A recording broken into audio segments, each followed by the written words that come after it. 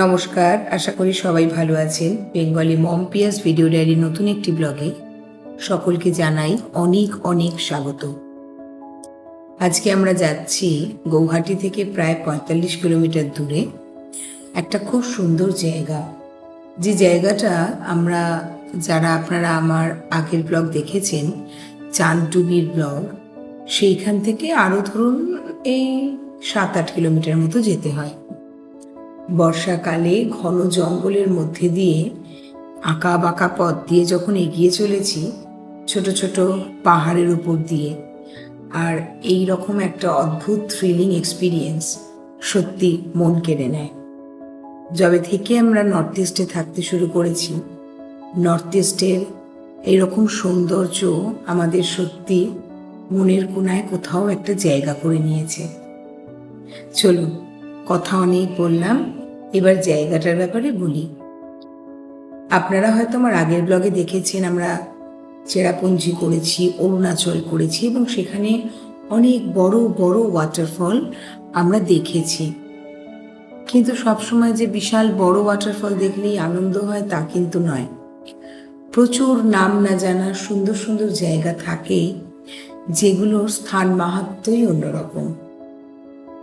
এই জায়গাটা নাম হলো ষোলকাডিয়ার ওয়াটারফল। এই জায়গাটা প্রায় ৪৫ কিলোমিটার আমাদের লখরা নালাপাড়া থেকে।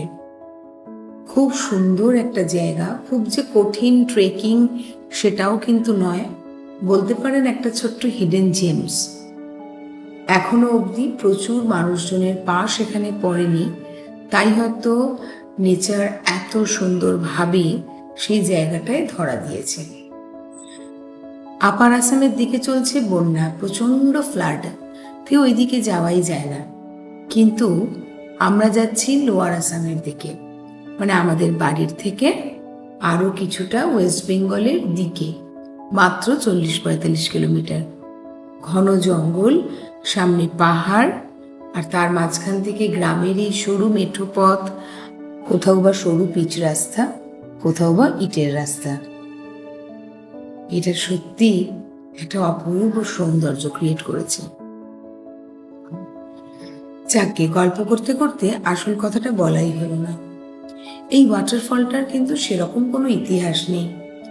এটা কিন্তু আপনারা যদি শীতকালের দিকে যান জল প্রায় পাবেনই না। বৃষ্টির জলেরই বলতে পারেন এই ওয়াটারফলগুলো তৈরি হয়।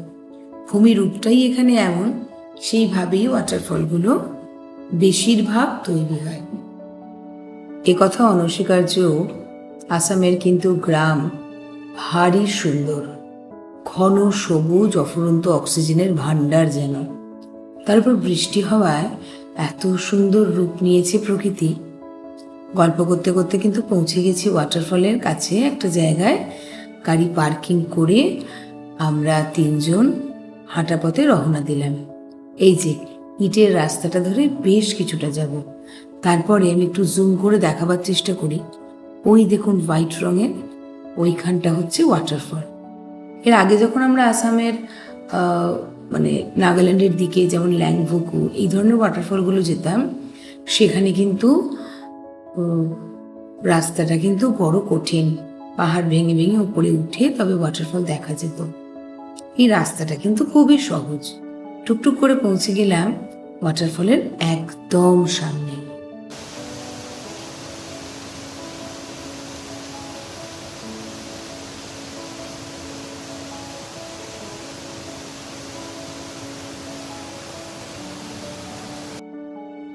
কথা বলতে বলতে পৌঁছে গেছি সেই ষোলকাডিয়ার ওয়াটারফলের একদম কাছে। খুব সুন্দর, খুবই সুন্দর। হাতে গোনা কিছু মানুষজন ছিল যারা জলে নেমে স্নান করছে, মজা করছে। দেখে যা বুঝলাম স্থানীয় মানুষই হবে। আর তারপরে এই আমরা রয়েছি। পরন্ত রোদ্দুর, বিকেলের দিক, আর কিছুক্ষণ বাদেই হয়তো সন্ধে নামবে। আমরা একটা ভারী সুন্দর সময় ৩ জনে মিলে এই ওয়াটারফলটার কাছে কাটিয়ে নিলাম। লাঞ্চ করেই গেছিলাম, আর বাড়ি এসে ডিনার করার প্ল্যান ছিল। তাই এটা একটা বিকালের দিকে শর্ট ট্রিপ বলতে পারেন।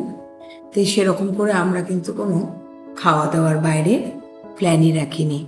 আনন্দ করতে করতে গেলাম, একটু বিস্কিট, মুড়ি, চকলেট, জল সাথে নিয়ে নিয়েছিলাম, সেগুলোই খেলাম।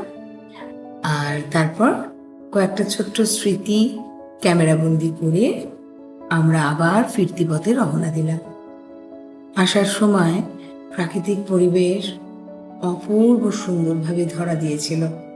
এটা ঠিক কথা, যতই সুন্দর মার্বেল, ইন্টেরিয়ার ডেকোরেশনস, দামি গাড়ি, দামি মোবাইল ফোন, যাই থাকুক না কেন, যদি সত্যি কোনো জিনিস আমাদের মানসিক শান্তি দিতে পারে, সেটা হচ্ছে নেচার।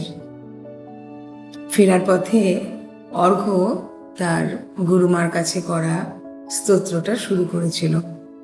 সেটা শুনতে শুনতেই আমরা আনন্দে বাড়ির পথে রওনা দিলাম। খুব ছোট্ট একটা ব্লগ, সবাই ভালো থাকবেন, টাটা। ব্রহ্মানন্দম ওমানন্দম ওমানন্দম ওমানন্দম ওমানন্দম আনন্দম ব্রহ্মানন্দম।